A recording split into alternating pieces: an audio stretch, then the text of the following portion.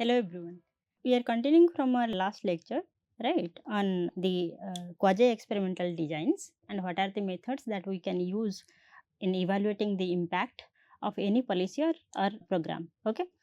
So today we'll be discussing the difference in difference or double difference method in estimating this policy impact or program impact, along with the instrumental variable estimation, then the regression discontinuity, right, and lastly we are going to discuss about the how to capture the distributional effects. Okay, and finally we'll be giving an overview of impact evaluation methods, that in what situations which method would be appropriate. Okay, then we'll be discussing that what governments usually do for program evaluation and what governments can do for program evaluation. Okay, so let's discuss with this double difference, or what is popularly known as the difference in difference method, as a quasi-experimental method, right, for estimating the program effect or policy effect. Okay, so what is the uniqueness or what is the speciality of this DID method in impact of program evaluation? Because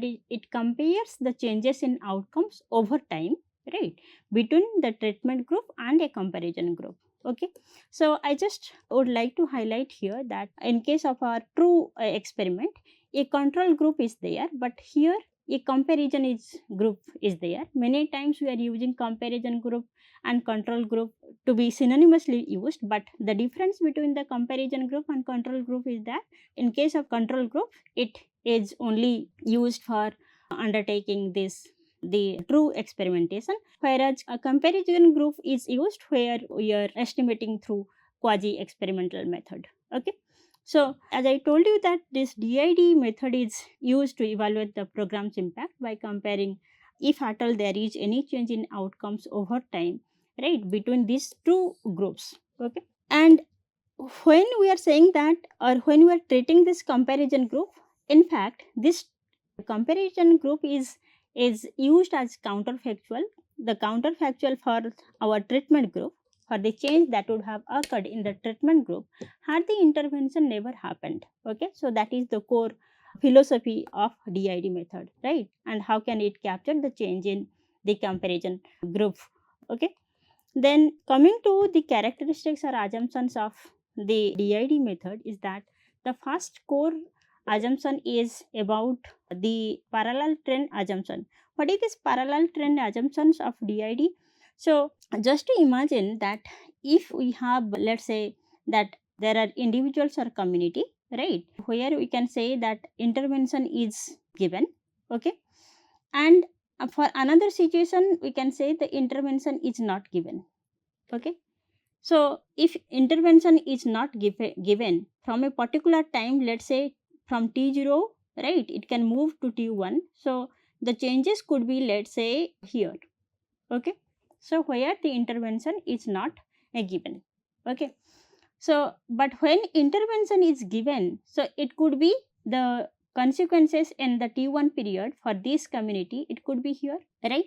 But if this intervention would not be there, right, for this community, then the change in this or outcomes of this, right, would be here only. Okay, so that means it is, this one is parallel to the control group, the comparison group. Okay, so this is called the parallel trend assumption. So it posits that in the absence of a particular program, the treatment and comparison groups would have followed the same trend. Just like I said that if there are no intervention, then the trend would be here, right? And for the comparison group also the trend is here. So this trend, the movement from this to this and this to that, right, the trends are parallel over a period of time. Okay, in the absence of the program. But when the program is there, then of course the impact we can find somewhere else, right, the consequence we can find somewhere else, the trend would be changing in that case, right. So the second characteristics or second assumptions of our DID is time invariant observed heterogeneity. Okay, so in the last class we discussed about the propensity score matching method, right, as a quasi experimental method. But here you can find that unlike this propensity score matching method, where we can take only the observed characteristics, right? But in case of DID method, we also take into account the unobserved differences, if at all any unobserved differences are there between the groups that we are considering, that is your treatment group and comparison group. Okay. So we have already discussed that what are the unobserved differences or unobserved characteristics, like let's say the innate ability or motivation. So all these characteristics are the unobserved characteristics, and the DID can also take into account this unobserved characteristics as well. Okay, so that is known as the time invariant unobserved heterogeneity, right? So here these unobserved characteristics are, right, in this case these are the time invariant. That means when time changes, these variables do not change. Okay, and the last assumption is all about what are the nature of data or data requirement. Okay, so if you see the data requirement for DID method, then it typically requires the panel data. Okay, so what is this panel data? So it takes into account the observations as well as the time considerations. Okay, so that means surveying the same units at the baseline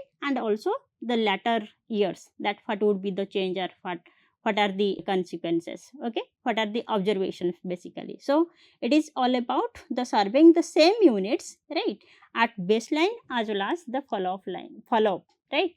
And it also, we can also apply DID for repeated cross sections data. That means surveying the similar groups in different years. Okay, so given these features and assumptions, now we can think about some of the basic models of DID, although there are many variants of DID, but here we will be just exposing you some of the very basic models of DID. So first of all, we can understand the basic models in terms of algebraic expression, right? Then we'll be discussing that how can we use a regression for our understanding. Okay, so what is our understanding is that for DID, right? For DID, we require what? This time period, that is before the program and after the program time period. Okay, so that means before and after is a must. Okay, to calculate this DID. So that means we at least we need two period setting, right? Observations for two period setting for finding out the average program impact. Okay, so if the observation for two period settings or time periods are available, then we can find out this DID or double difference here, or difference in differences, as the outcome, right? That is what we have already discussed in previous classes, that expectation, right?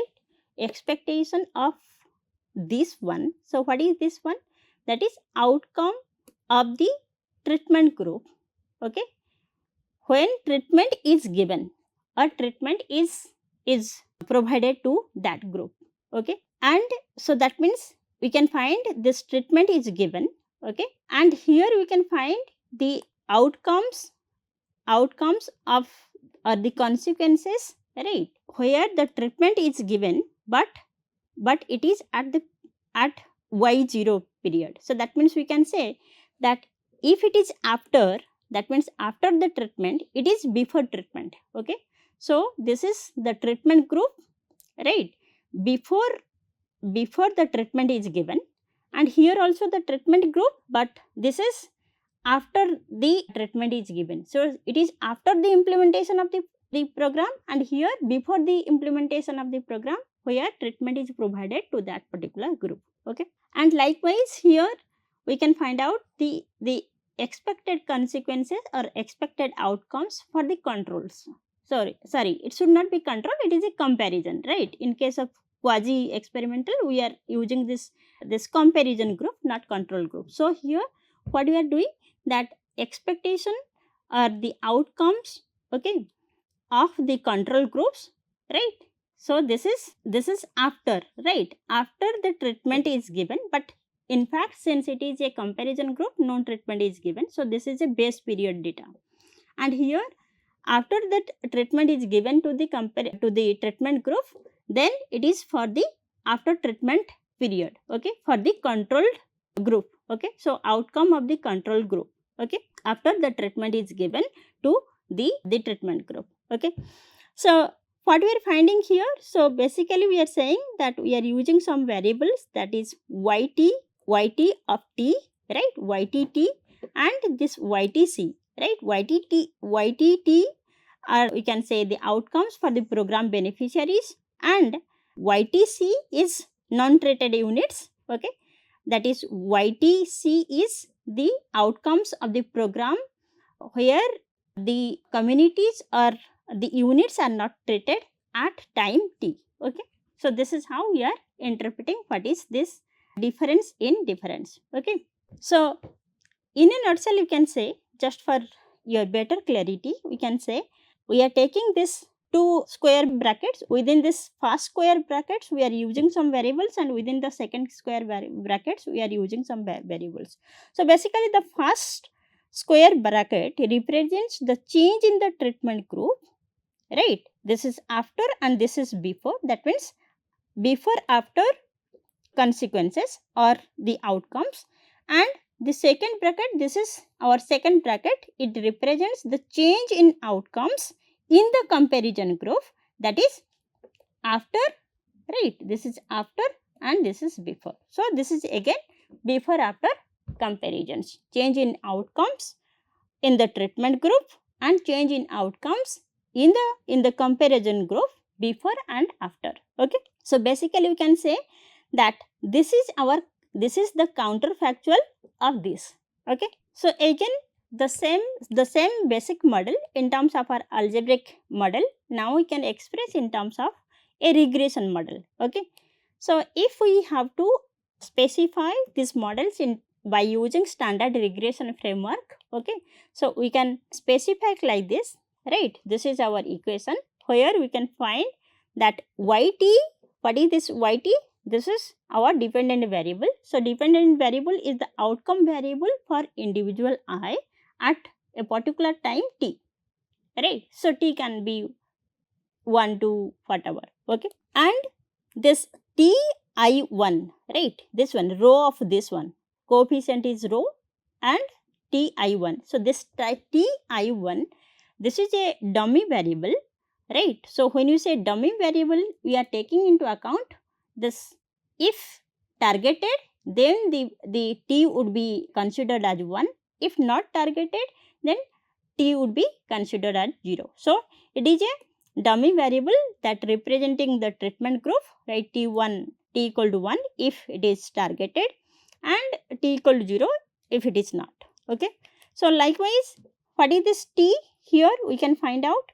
So this t, the small t is time dummy, that means t equal to 1 for the post program period after the implementation of the program for that intervention group, and t would be 0 for the before, right, that means it is a baseline data, okay.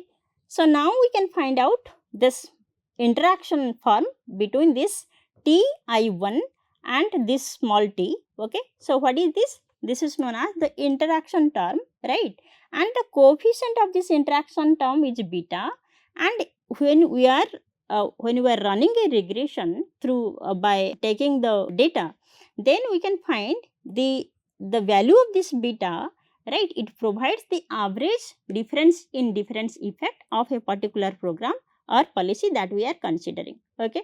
And the last one, of course, alpha is our constant and epsilon it is the error in our model, okay. So the last one that we are considering is about, what is this, rho, right. So what is this rho? This is again a coefficient of ti1. So it means the mean effect of being in the treatment group vis-a-vis the control group, okay. So the mean effect of being in the treatment group versus the control group, and the coefficient is represented by this rho. And last variable is the gamma. So that means here gamma denotes the separate mean effect of time, because the other factors are factors affecting the both groups, right, the group which are getting the treatment, the group which are not getting the treatment, okay. So the factors that are affecting both the groups equally over a period of time in comparison to the baseline and the time period that we have considered. So that is captured through gamma, that is the mean effect of time for both the groups. Okay. So, given this understanding, then if we have the data set, right, then we can go for applying these as well. So, our focus is just to make you understand that what are the models available for finding out the impact evaluation of a particular policy or program. So, the next model that we can also consider, which is a part of our quasi experimental method, is instrumental variable. So, what is this instrumental variable? So, basically here we are using this method to evaluate the program impact. And another thing that we are considering here, that is we take into account the endogeneity effect here, or endogeneity variables. Okay, we can account for endogeneity itself, right, in this instrumental variable. So, now would be wondering what is this endogeneity. So, endogeneity are basically situations where program participations or placement is correlated with the unobserved factors affecting the outcomes. So, in econometrics we know that when so our basic function, let's say if you specify any of our basic regression form, let's say y equal to alpha plus beta x, right, plus u. Okay. So, yi equal to beta xi plus ui, right. So, what we are finding here, that if this dependent variable is correlated with the error, then we are finding a situation, a problem that is called endogeneity problem. Okay. So, do not be confused with autocorrelation, where the error terms are correlated. Okay. It is different one, but here in case of endogeneity we are finding that this variable is correlated with our error term. Okay. So, the significance of using this instrumental variable in the program evaluation, impact evaluation of a particular problem, is that it takes into account the endogeneity, right, problem. So, and if you see the DID method that we just discussed, then it assumed unobserved heterogeneity, right, which is constant over a period of time. Okay. But in case of IV methods, we can also allow the variables that would be varying across the time. So, that means instrumental variable methods can allow for time varying selection bias. Okay. And they can also effectively handle with the attenuation bias. So, basically this attenuation bias is caused by the measurement errors in participation data, right. So, now the thing is that theoretically, if you have to construct this instrumental variable for analyzing the impact of a policy or program, then how to go ahead. Okay. So, for this purpose we require, which is known as called a valid instrument Z. Okay. So, the core necessity of this particular method is how to find out a particular instrument, that is an external variable that meets at least two very strict conditions. So, what are these two conditions that must be met by this instrument or Z variable? So, the first one is correlation with participation. Okay.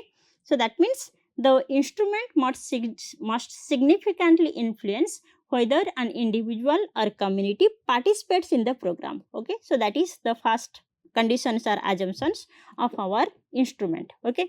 And the second one is the exclusion restriction, that is the instrument must be uncorrelated with the error term. Okay. And here we can find when you say that exclusion restriction, right, it means that this instrument variable, which is an external variable, it should affect the outcome only through its influence on program participation and not through any other direct or indirect channel. Okay. So, this is what we can find from the assumptions or conditions. Okay. So, if we have to follow this instrumental variable in order to identify what is the impact of a particular program or policy, then what are the approaches that we can follow in instrumental variable as well. Okay. So, basically we follow a two-stage least square approach to SLS, right. So, first of all we have to identify the treatment variable. Okay. And then the treatment variable is regressed on the instrument and other exogenous covariates. And what is the purpose? The purpose is to isolate the exogenous variations in participation. Okay, so this is the first stage of our 2SLS approach. Okay, and in the second stage, we will be finding here the predicted values from this, right? So the predicted values from the first stage that we will be finding, right, are used in the outcome regression in order to identify the program's impact. Okay, so this is how we can find out through this 2SLS that how the impact can be identified. Okay, so another method that I breaked in the very beginning, that is known as regression discontinuity. Okay, so what is this regression discontinuity? So here basically we find that there are some eligibility rules. Suppose say that there is a scholarship, you can apply for this scholarship, but for that the condition is there, or eligibility rules is there, that those who would have secured 8-point CGPA, right, so they would be eligible for applying that particular scholarship. Okay, you can take into account any other examples as well, right? So for example, that for a particular program or program intervention to be available, there is a age limit, there is an age limit, or there is a poverty line, right? So all these are the eligibility rules, right, for a program to identify the causal effects. Okay, so it is based on the idea that the individual just above and just below, right, a specific threshold are nearly identical. Okay, so and in and if you find out those identical groups in their characteristics, so that means we can assign these groups into the treatment group and control group, so it would be treated as good as the random assignment of the individuals or communities into treatment and control groups. Okay, so while discussing our example of a particular scholarship, right, the eligibility criteria is that those who have 8-point CGPA, they are eligible. Okay, so those who are eligible, they can apply, right? But how to find out a control, that how to find out a control group? Okay, so for control group, we can find out that those who are securing just like 7.98, 7.9. So don't you think that those students who have secured 7.9, 7.98, 7.97, they are as good as 8-point students? So if 8 points are eligible, so they are under the treatment group. So what would be the counterfactual of these groups? The counterfactuals or control could be those who are just below it. Okay, so that is 7.9. Okay, so here by following this regression discontinuity, we exploit the eligibility rules of a particular program and to identify what are the causal effects. Okay, right. So here we can find out two primary forms of regression discontinuity design based on how strictly the eligibility rules are implemented.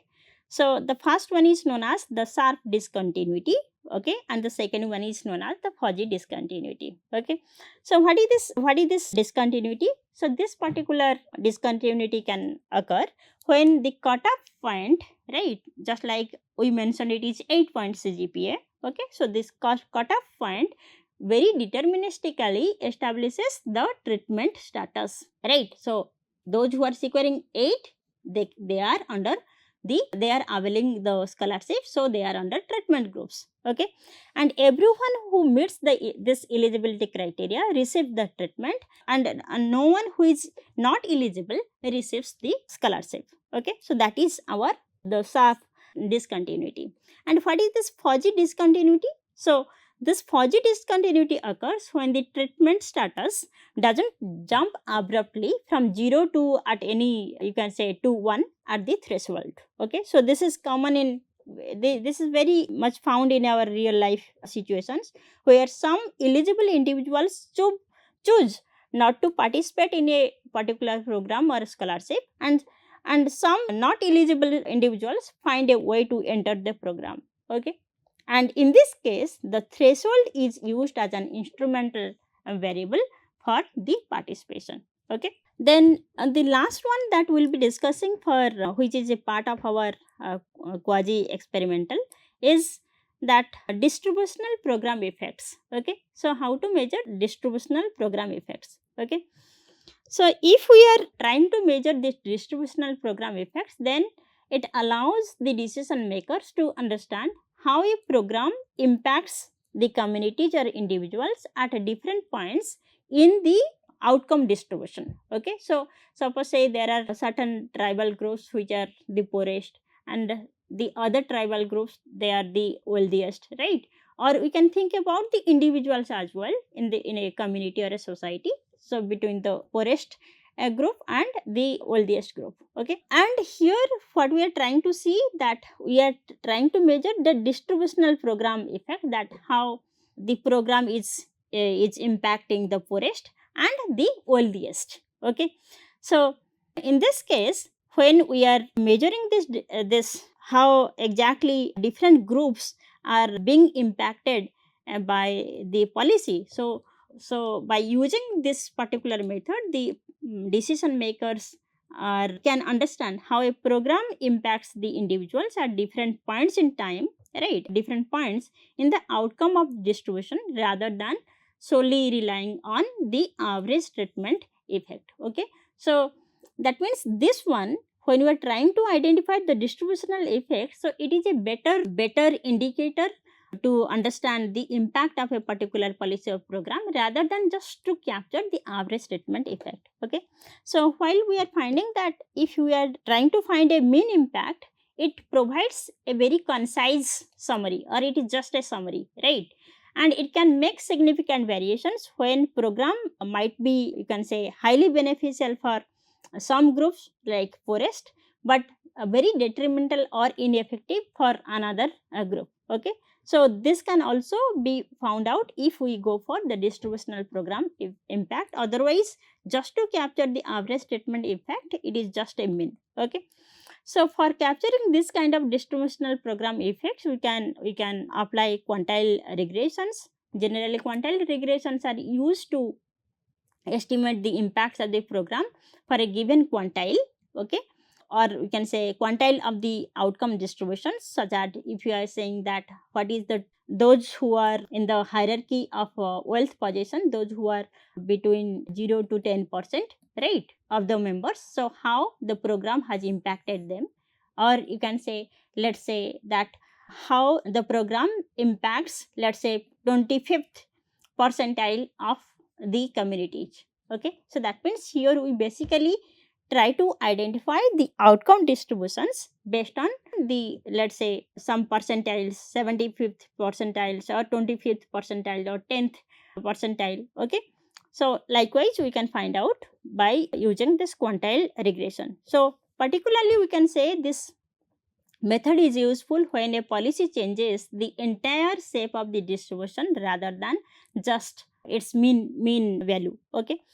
And for that we can go for quantile treatment effect. Okay. In randomized experiments. So in case of the true experiments or randomized experiments, we can also go for applying the quantile regression, and we can try to capture the quantile treatment effect. Okay. So what is this quantile treatment effect? Basically it is the difference in outcomes between the treatment and control, right, at specific quantile. Okay. So it can be, let's say, 25th quantile, let's say 75th quantile, right? So we can identify that how the program is impacting these individuals. Okay. And some of the variants that we can find out is quantile difference in indifference in case of non experimental data. So basically it combines the DID method with the quantile regression to identify to account for the time invariant selections bias, and also examines the distributional changes over time. So that is what I said, that we can have the different quantile regressions across the experiments. Like for true experiments also we can find out, for the quasi experimental also we can apply this quantile difference, quantile DID as well. Okay, we can also find out what is panel quantile estimation. That means some of the advanced models like our Abre-Baya. So this approach can also be used, which is quite advanced model, just to allow the policymakers to apply the quantile estimation to any panel data. And by doing so, it specifies the relationship between the unobserved fixed effects and other covariates in order to identify again the impacts, that how impacts vary across the quantiles over time. Okay, so the other methods would be the heterogeneous impacts in a linear framework. Okay, basically here we can examine the distributional effects. Okay, and how to identify or examine the distributional effect. Here we can identify how programs gain or programs impacts vary by specific households or individuals characteristics. Okay, so we can go for the subgroup analysis, we can go for the interaction term, and we can also go for the descriptive trends. So what is this subgroup analysis? Here we divide the sample into different characteristics, socio-demographic characteristics, or we can say demographic characteristics like our age or gender. Okay, then we run separate regression for each of these variables. Okay, so that is known as this subgroup analysis. Okay, then another term here we are using is interaction term. So here we add the interactions between the treatment variables and the socioeconomic characters like age or gender, right, into a linear regression form. Okay, and then we run. And it could be in terms of descriptive trends. That means we can use the graphs, okay, graphs and charts, such as we can say locally weighted regressions. So basically when we are using the locally weighted regressions, and then it is helpful in comparing the outcomes visually, right? Graphically we can identify what is the differences in outcomes across the treated groups and the control samples against a specific covariate. Okay, so now we are done with the available methods for impact evaluation of a policy or a program. Okay, so here I'll be just giving you an overview of impact analysis, impact evaluation methods. Basically, at what situations or at what conditions which method would be most appropriate, and also will be highlighting that what are the limitations or what are the cautions that we must take into account while using these methods. So the first one is randomized evaluation. So it is a true experiment. Okay, so but there is a caution that it is prone to ethical, what you can say, if there is appropriate ethical assumptions or ethical practice are not used, then the randomized evaluation may be biased. Okay, so in case we can say that this randomized evaluations can be used when individuals, households, or some communities can be randomly assigned to the treatment and control group. Okay, so the threats or limitations of this one that I have already highlighted is in case of ethical objections, or we can say suppose say some members from the control group, they try to be in the treatment group, so that is the control group contaminations. Okay, or you can find out the non-random attritions. Okay, or even non-compliance with assignment. So in all these cases need to be handled carefully for randomized evaluations. Okay, the second method that we just discussed is DID, right? So basically we use this DID method when there are data available for before and after implementation of a program or a policy, right, for both the participants, that is your treatment participants and comparison participants, with a similar assumed time trend, that is called your parallel trend. Okay, and but here also we have to take a note of what are the limitations, that it is prone to the common time trend assumptions. Okay, so violations of this common time trend assumptions may lead to biased results. Okay, so the another method that we have already discussed in the last class is propensity score matching. So in case of propensity score matching, we can find that we require very large high quality data samples, otherwise it would be difficult to have the comparison groups based on the probability estimating our probability for the participation in the comparison group, right? So the challenge is this non-random selection into the program that are caused by the unobserved factors. So we need to look at it. So in case of regression discontinuity, we said that when the data is such that we have this eligibility rule based on the continuous variables, right? So in that case we can use the regression discontinuity. But however, in case of small sample size, the results may not be robust, so that caution needs to be taken into account. Okay, and we also discussed about this quantile regressions. In this quantile regressions basically try to capture the distributional effects of a program or a policy, but the challenge is that although it can find out the distributional effects, but it is computationally very demanding, and assumptions, the required assumptions may not hold good. Okay, so given this overview of the impact evaluation, now policymakers or policy analysts need to be very careful about the assumptions, right, and also creating the data sets, okay, as per the requirement for each of these methods. Then they can, after verifying the data sets and testing the assumptions that whether they have fulfilled, they can go ahead with these methods. Okay, so we are done with all these methods, but now the thing is that we need to understand that what governments usually do for program evaluation or policy evaluations. Okay, and so we can refer to the practices that are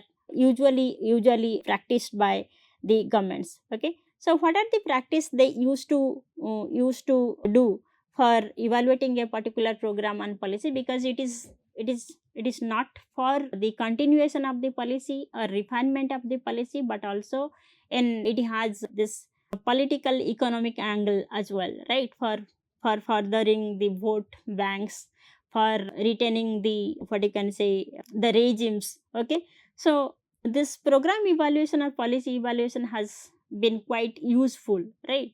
So but what kind of the practices governments usually do for this program evaluation, that needs to be discussed first. So for this purpose, the governments, maybe your state governments or central governments or any governments, the first thing that they are very likely to do for evaluation of a program is through reports and hearing.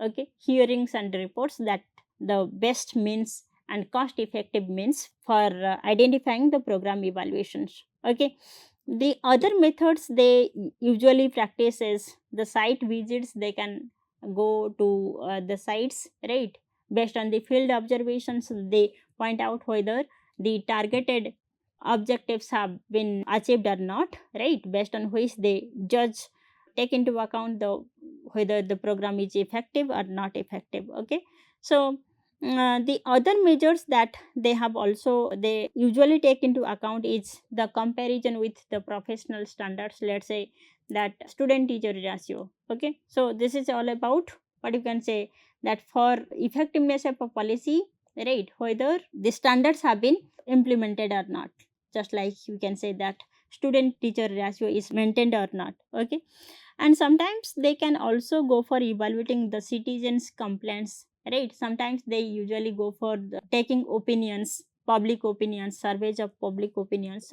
So these are some of the very quickest way, or we can cost effective way to undertake the policy evaluation or program evaluation that are practiced by the government. Okay, but however, you know that for robustness, for scientific understanding of the program evaluation, the governments can go beyond these as well. Okay, so for example, some of the research design and program policy evaluation that we have already discussed, but we just want to highlight some of the research designs or the policy evaluation mechanisms that the government can also think about. For example, before and after analysis. Okay, so before a particular policy to be implemented, right, so the condition is this one, right, and when at this particular time the policy gets implemented, that means it is the post program, and if the outcome is here A2, so the difference between these two, that is after this is A2 and before it is A1, so the difference is the estimated program effect. Okay, but you know that we have to also take care of biases, right, acknowledge the biases as well. But so likewise we can also think about the designs like projected trend versus the post programs. So by fitting the trend lines, we can identify that this is the pre-program, right? Okay, so that means at this point, if there is no intervention, then usually it can move from this status to this one. Okay, so that means here this particular outcome is based on the projected form of the trend line. Okay, but actually after the implementation, right, at this point after the implementation of a program, the outcome could be here, right? So the difference between these two, right, A2 and A1 becomes the, what you can say, impact of a policy or program. So that is based on the projected versus the post program evaluation, right? So in design 3 we can take into account that if there is a program and if there is not a program. Okay, so that means intervention is there and intervention is not there. Okay, so here we are considering two different forms, the or status of, let's say, individuals or groups A1 and B1, right? So for B1 there is, we can find that this is a pre-program, right, and this is post program. So B1 moves to B2 form, right, after the implementation, and A1 moves from A1 point to A2 point after the implementations. Okay, so and the assumption is that this A1 has the program, that means intervention is received by A1, but B1 doesn't receive any intervention. Okay, so that means it is a comparison. Okay, and this is a treatment. Then how to identify the impact? So we can find the impact by taking into account the difference between this A1 and A2, that is A2 minus A1, right, where intervention has been given, and the other one, that is comparison, that is here the no intervention is given, and what is the difference between these two in these two time periods. Okay, so you can find out this is B2 and B1. So if you are differentiating it, just drawing a difference between these two, that means A2 minus A1 and B2 minus B1, right? So this is what is known as the program effect. Okay, and the last one that we have already discussed is through the control and experimental groups. So this is a true experiment, or we can say the through the randomized control trial. Okay, so here we can find that A has a program but B doesn't have a program. So A1 moves to A2 after the implementation of this program, and B1 moves to B2. Okay, so this A2 minus B2, this difference is estimating what is known as the program effect. Okay, so based on this design, different designs of policy evaluations, and we have already discussed what are the different methods like experimental and quasi-experimental methods. So the government can actually go for this kind of more scientific and robust evaluation methods. Okay, so under this experimental methods, it can go for this random assignment for the samples and providing the interventions and making the group into two categories, the control and treatment group that we have already discussed. And the second one under this experimental design, which is known as quasi-experimental designs, where the subjects are non-randomly selected. Okay, and also apart from this experimental designs, the government can also go for qualitative evaluations. Okay, through stakeholder analysis, through focus group discussions, through interviews, and also through historical comparisons. Okay, and we are done with it, and you can follow the references. These are the references for your future analysis, that if you are interested to have your own data set, right, you can follow these for empirical verification of these methods. Okay, thank you.